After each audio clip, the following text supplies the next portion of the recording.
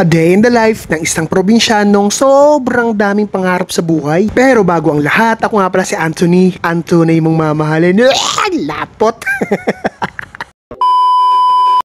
For today's video mga mahal, ay gana show yung ako anong ginagawa ko sa tuwing walang pasok. Uy, lapot! Katulad nga ngayong buwan ng August, maraming mga holidays at yun ang pinakamasaya sa aming mga trabahador. Uy! Syempre kami mga alipin ng salapi, pag may mga ganyang holiday, ay syempre masaya naman talaga kami at kami makakapag-relax, makakapag-unat-unat maghapon, ganun lang.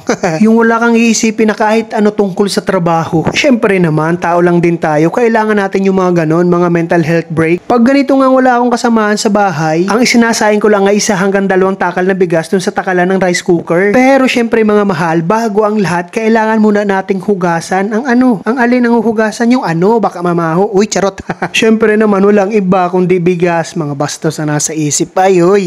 Ang gamit ko nga pala sa pagluluto ng sinaang itong in-order ko sa TikTok na maliit na rice cooker. Pwede mo rin ito paglutuan ng mga ulam na gusto mo. Pero depende din kung anong ulam ang iluluto. Baka naman sobrang daming karneng iluluto. Hindi magkakaigi. Ay ako inagali. Uy.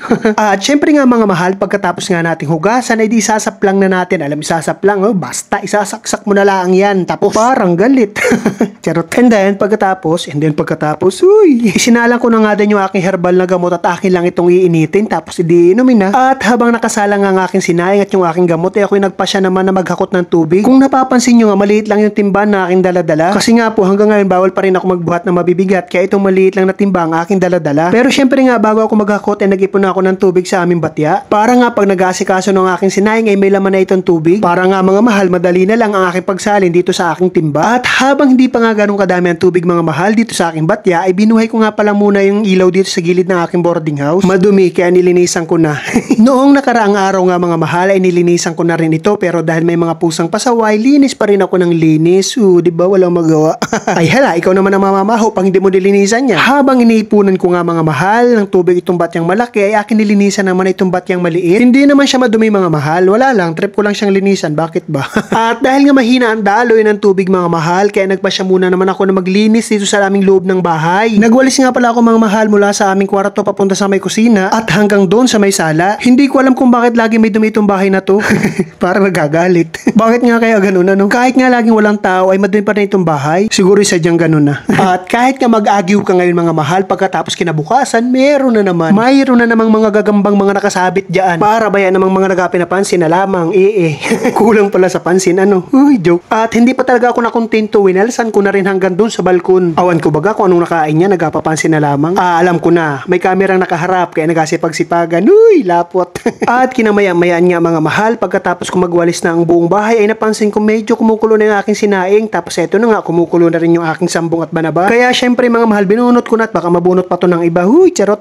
At sinali ko na nga pala ito sa aking tasa. At habang pinapalamig ko nga mga mahal yung aking herbal na inumin yung sambong at banaba, ay hinakot ko na nga pala yung tubig. Pero bago ko hakotin, sinalok ko na muna yung mga tubig kong naipon. Parang daming salok nun, mga ilan kaya. Uy, charot.